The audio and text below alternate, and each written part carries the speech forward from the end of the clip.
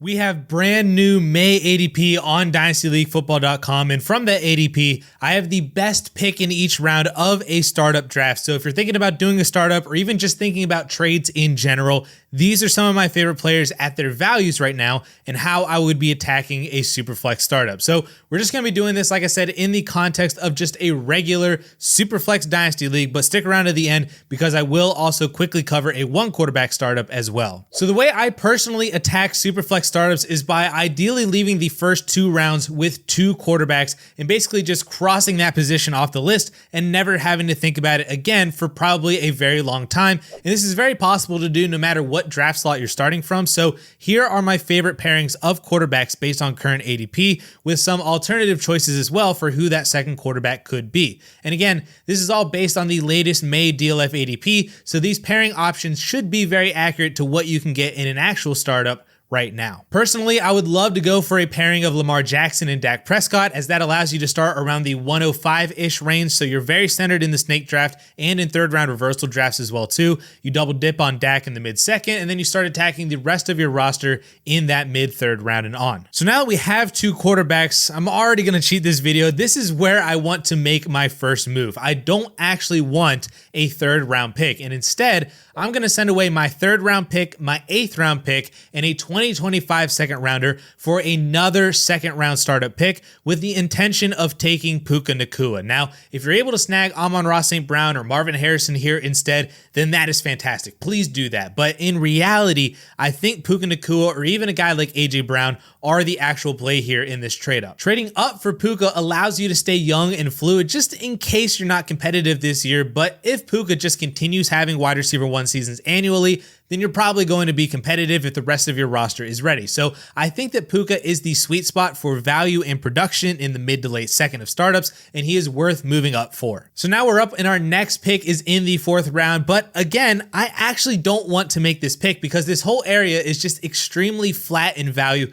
with a bunch of receivers who all kind of feel the same, a bunch of running backs who all kind of feel the same. So I want to move out of the 4th round for a 5th round pick and an extra 9th round pick. And if you have to kick in a mid double-digit pick to do it, then so be it. So now we have two 5th round picks. I want to cross off another position off of our needs list and grab one of these elite top 5 tight ends because really only at this point, Sam Laporta and Trey McBride have come off the board. So with one of your 5th round picks, I want to grab either Brock Bowers, Mark Andrews, Dalton Kincaid, or Kyle Pitts. Any of these 4 guys work because they're all in great positions to produce strongly in 2024 and beyond, and it puts you in a really easy position to have a set and forget player at the tight end position to go along with your set and forget players at QB1, QB2, and wide receiver 1. And then with our other 5th round pick, you could go for another wide receiver here, but I actually want to take Jonathon Brooks, the new starting running back for the Carolina Panthers.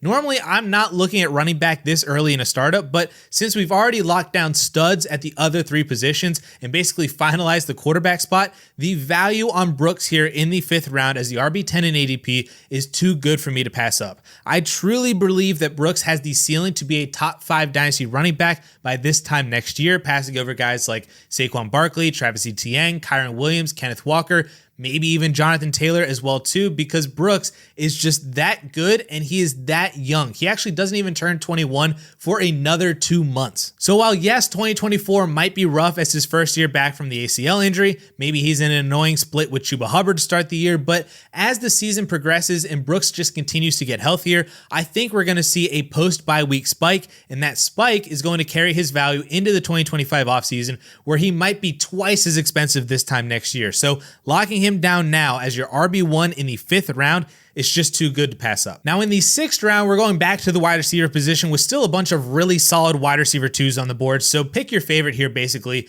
Mine here is T. Higgins, and I understand how horrible his 2023 season was, but that season is the entire reason why his ADP has dropped all the way down to wide receiver 24. The Dynasty community has become so what have you done for me lately that we have just forgotten that T. Higgins was the wide receiver 14 in points per game in 2021 and the wide receiver 16 in points per game in 2022. In fact, in 2022, he had 12 straight double-digit weeks from weeks 2 through 16, with 8 of those games being over 14 points and 4 of those games actually being over 20. It's like we've just forgotten that T. Higgins is good, and now a complete injury-ridden season is the new norm for T. Higgins and it's not. And this isn't even mentioning the possibility of an even better situation in 2025 when Higgins is able to sign anywhere he wants in free agency. He could land in Houston as the wide receiver 1A there with Tank Dell. He could land in LA as the wide receiver 1 for Justin Herbert. He could land in Carolina or New England and just be a massive target hog for a very young quarterback. Or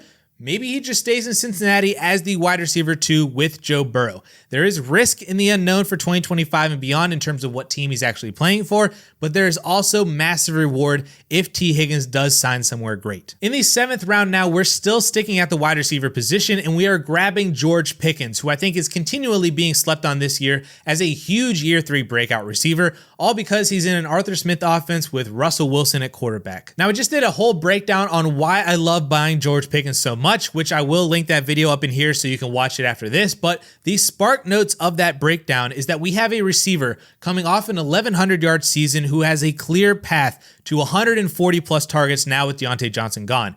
Given Pickens' skill set, if he sees 140 plus targets, a wide receiver 1 fantasy season is not out of the range of possibilities for him in 2024. It does not matter that Arthur Smith is the offensive coordinator. It does not matter that Russell Wilson or Justin Fields is his quarterback. If George Pickens gets 140 targets, he could have a DJ Moore level breakout as a top 10 receiver that you just got as your wide receiver 3 in the 7th round of a Dynasty startup. All right, we don't have an 8th round pick because we traded that to move up for Puka Nacua, but we do have 2 9th round picks that we got from the trade down from the 4th round. So with one of our 9th round picks, let's tie a bow on the quarterback position, and we're going to grab our bye week fill in quarterback 3 in Aaron Rodgers. Now, I understand why his ADP is down this low. He's 40 years old. He's coming off an Achilles injury, but I don't think he retires after this season unless he gets hurt again. And I think Aaron Rodgers is coming into the season with the absolute biggest chip on his shoulder to prove the NFL, the press, the haters, the naysayers,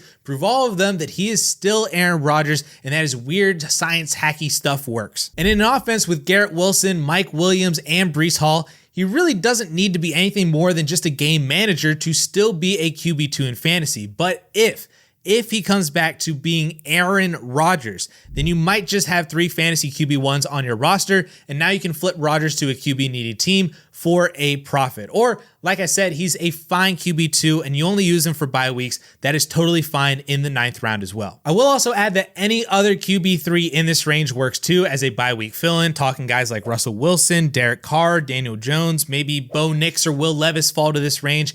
Any of these guys work because you really just need a 3rd starter at the quarterback position, because when are you ever going to play anyone over Lamar Jackson or Dak Prescott other than just bye weeks? You just need a bye week guy. So drafting any starting quarterback here as your QB3 works in this startup. But then with our other 9th round pick, we're rounding out our wide receiver room with a consistent quality option in Christian Kirk, who is a top 20 wide receiver in points per game in 2022, and prior to his injury last year was a borderline top 25 receiver in PPR formats, basically the same as DK Metcalf, Garrett Wilson, and Jordan Addison. Christian Kirk is just Mr. Consistency. Since joining the Jags in 2022, he's seen 7 or more targets in 60% of his games played, and he's broken double-digit fantasy points in 65% of his games played.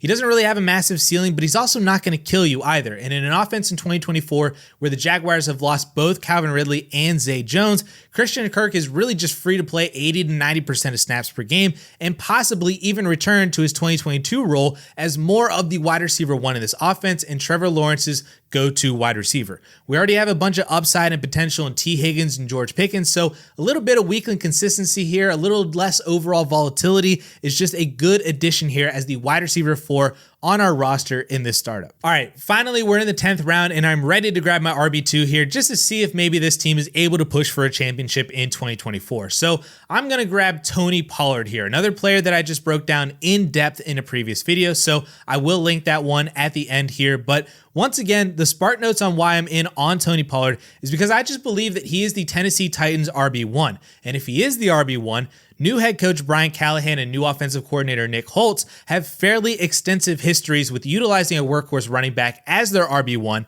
as both a rusher and a receiver. Tyjae Spears is a fantastic complement to Tony Pollard as they can both operate in very similar roles, but In the end, I think Tony Pollard is on the winning side of a 60-40 or even a 65-35 split, and that is more than enough volume to make him a quality RB2, if not even back-end RB1, with really good touchdowns or elite receiving usage. So that is how I would be attacking the beginning of a Dynasty Superflex startup, and you can see how the overall depth chart looks on the screen right now. I did also fill in some more bench players from rounds 11 through 15. I was able to grab Jake Ferguson in the 11th, Jalen Wright in the 12th, Jermaine Burton in the 13th, Ray Davis in the 14th, and Antonio Gibson in the 15th round.